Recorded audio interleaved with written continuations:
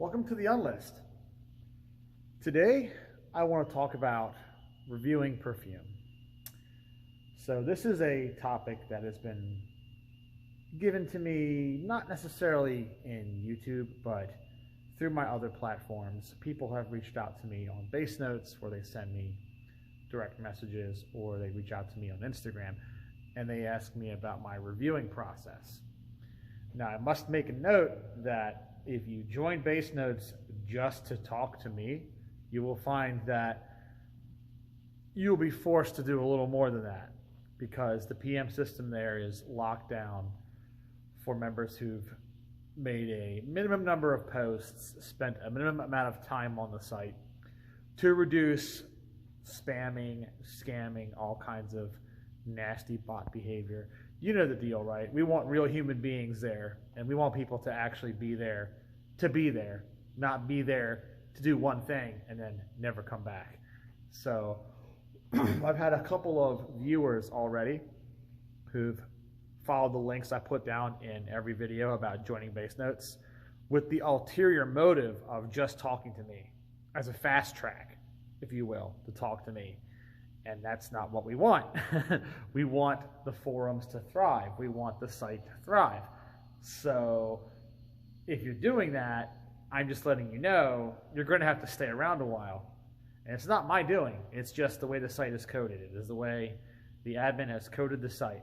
So if you do want fast, direct message access to me, then you will have to use Instagram and hope I accept your request. Because if you send me some BS that sounds like a sales pitch or some weird body thing, or you come across creepy or obsessive, I'm going to ignore the request anyway. I would also ignore the request on Base Notes, but Base Notes has that minimum activity barrier, so you can't even get through until you've spent some time there.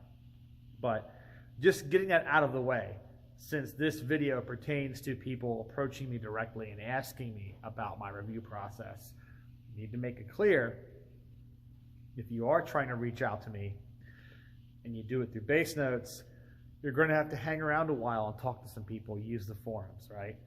And if you decide to reach out to me through Instagram, again, you will be subject to whether I decide to accept your message request or not, based on how creepy you may or may not be, or what your intentions are, okay? It's how it works here. I don't allow just anybody to run up to me and throw a pie in my face, right? I'm not down for that. So anyway, on to the topic of the video, my review process. Well, the thing is, clearly I'm not Luca Turin, okay? I'm not Chandler Burr. I am not a professional reviewer that sells books, okay? I am not Gabe Oppenheim, okay? I'm not someone like that. So asking me what my process is, I can't really give you much of a professional answer, because I am not, as they are, I am not a professional journalist, reviewer. I am not embedded, entrenched in the industry like Luca Turin is, and to a degree like Gabe Oppenheim is. I don't have the connections like that, okay? I don't have a very popular website, okay? So I'm not like Cat Flirbon or other such places. So you're asking a layman, an everyday man like yourself, what his process is. That's what you're doing, okay? So that's like you looking in the mirror and asking yourself what your process is. That's the kind of answer you're going to get from me. Just to make that clear. Now, long story short is, well, my process was refined over time. Since when I started all this, back on Base Notes, a little over 10 years ago now, I didn't really have a process. Like most people who write reviews on these websites, whether it's Parfumo or Fragrantica or Base Notes or anywhere, right? Makeup Alley, some other blog that you might have, a blog spot, a WordPress, whatever, a live journal, if you remember those. You know, you just start writing and then you figure it out.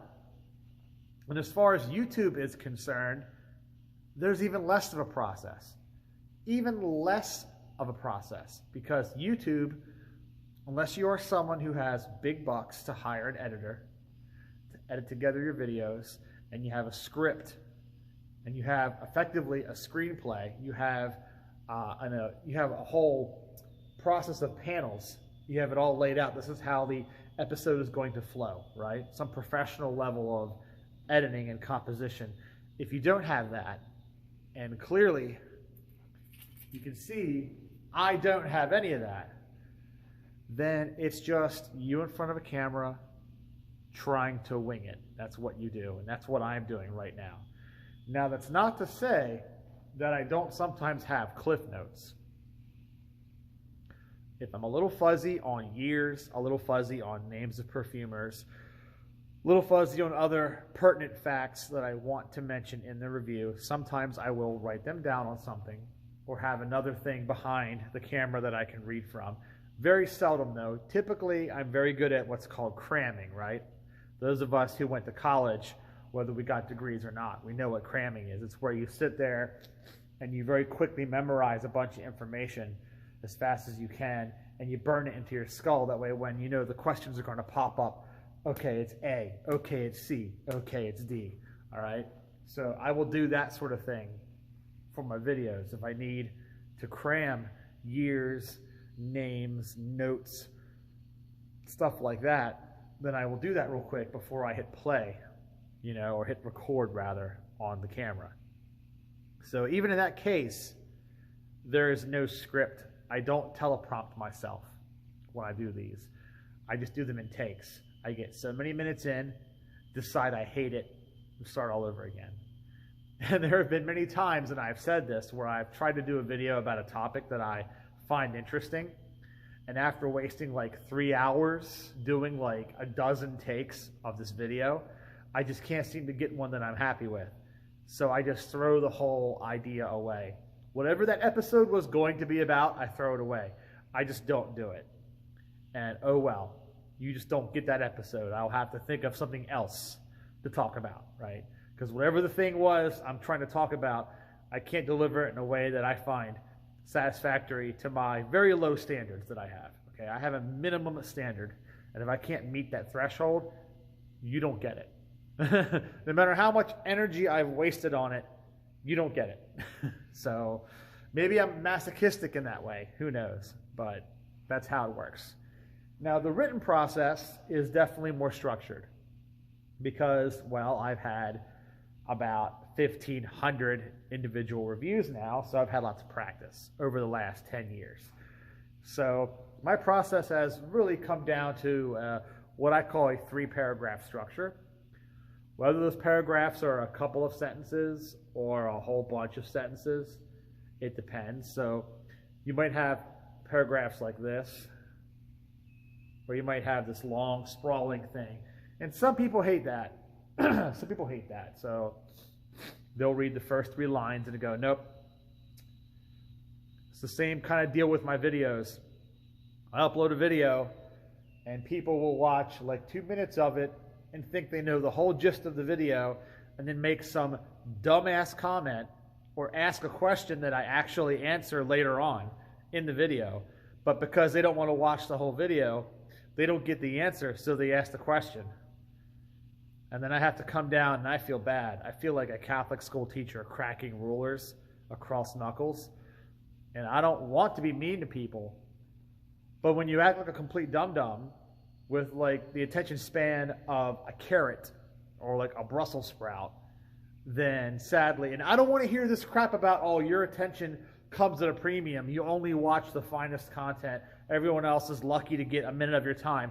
That's how you feel about me? Unsubscribe. I don't want you here. Go away. I don't want you. That's how you feel. I'm not working for your attention. I'm putting this stuff up for free. And if you don't want it as is, then you don't want it at all. Not in part, not in whole. Just go away. Don't need you. So, same thing applies to my reviews, man. If you're going to read 3 lines of a review and I think you know what I'm writing and you think you know my whole opinion because you read the first opening sentences, you don't know. And frankly, you're a jackass if you think you can assume anything about me while only skimming the most surface level stuff. That's just absurd. That is hubris right there, folks. That is a definite case of hubris. That is somebody who is so high on their own supply that they are unwilling to fathom that someone else may have an opinion or have knowledge that they don't have, okay? Or come to a conclusion that they haven't already reached on their own, okay? That's ridiculous. We don't do that here. So anyway, my first paragraph is usually exposition. So what that means is, like a good story, I tell you a thing or two about the subject. So I open up with some historical anecdotes. I open up with some context about the fragrance, especially if it's vintage. If it's a vintage fragrance that came out 30, 40, 50, 60, 70, 80 years ago, right? It came out a lifetime ago. Don't you want to know a little bit about what was going on back then? Like, why was this fragrance released in 1952 relevant to people in 52? What was happening with this fragrance? You know, the company, the perfumer, the styles that were prevailing at that time. You'd want to know those things, right? You'd think you'd want to know those things about the fragrance. Why does this fragrance from this long ago matter? Or it can be a fragrance from last year. Same difference.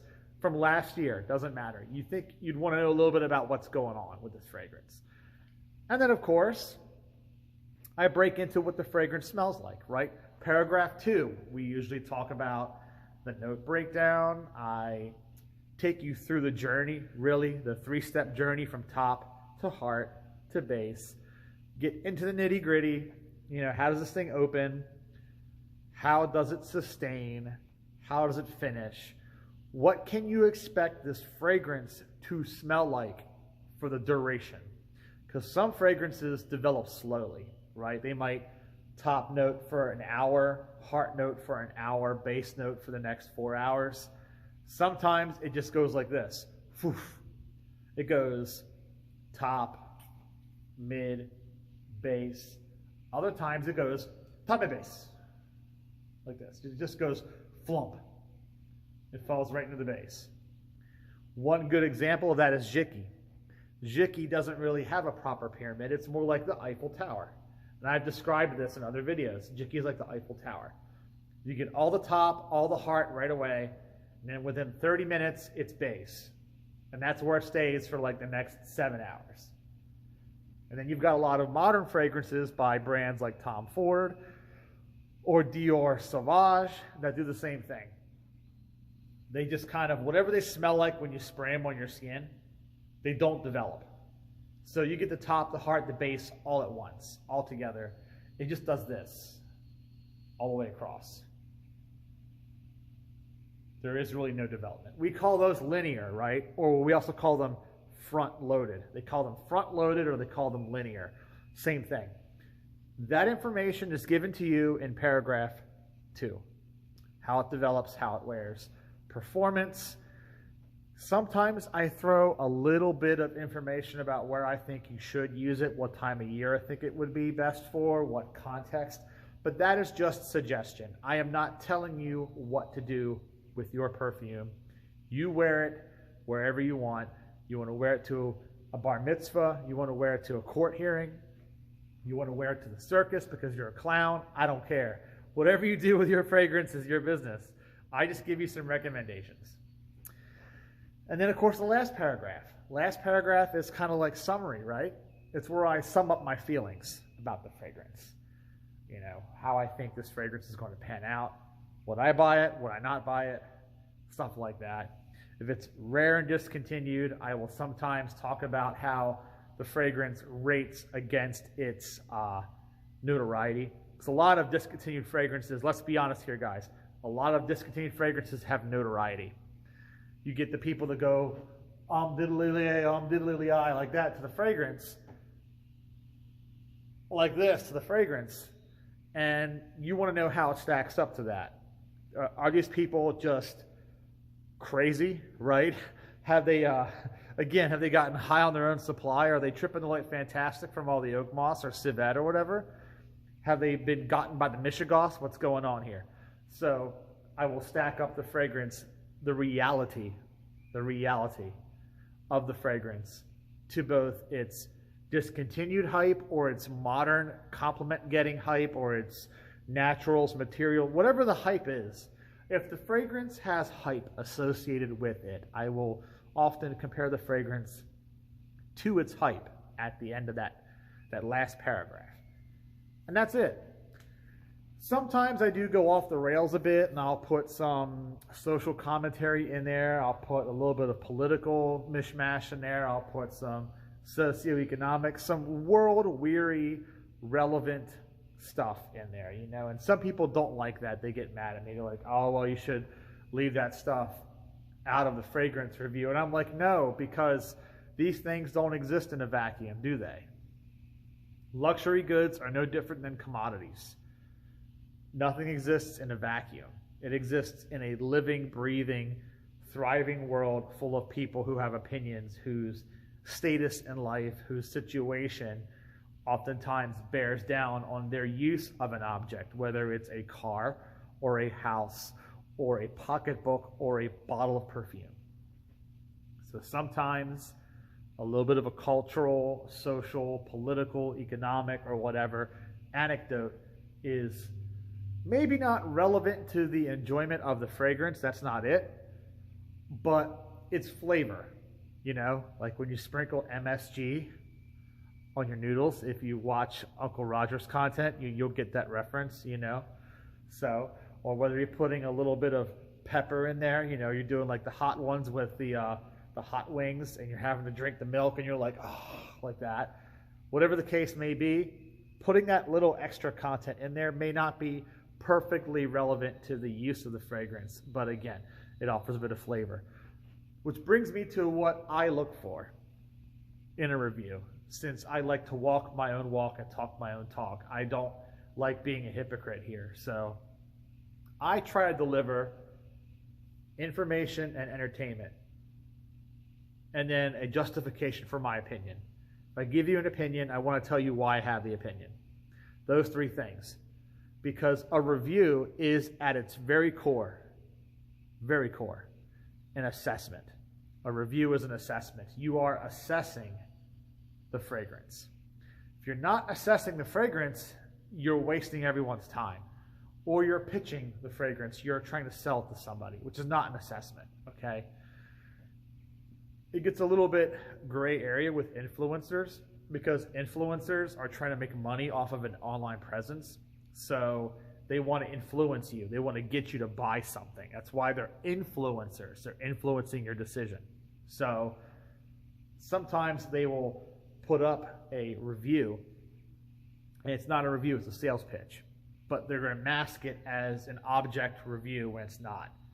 So you have to ask yourself, is this person actually assessing this product, or are they pushing it onto you to buy it? If the answer is the latter, it's not a review. So that's it, guys. My review process. I seek to inform, to entertain, and to justify my opinion. You can still disagree with the opinion, of course, but you can't claim that I didn't give a reason for it. So I will say, I like this, I dislike this, and this is why.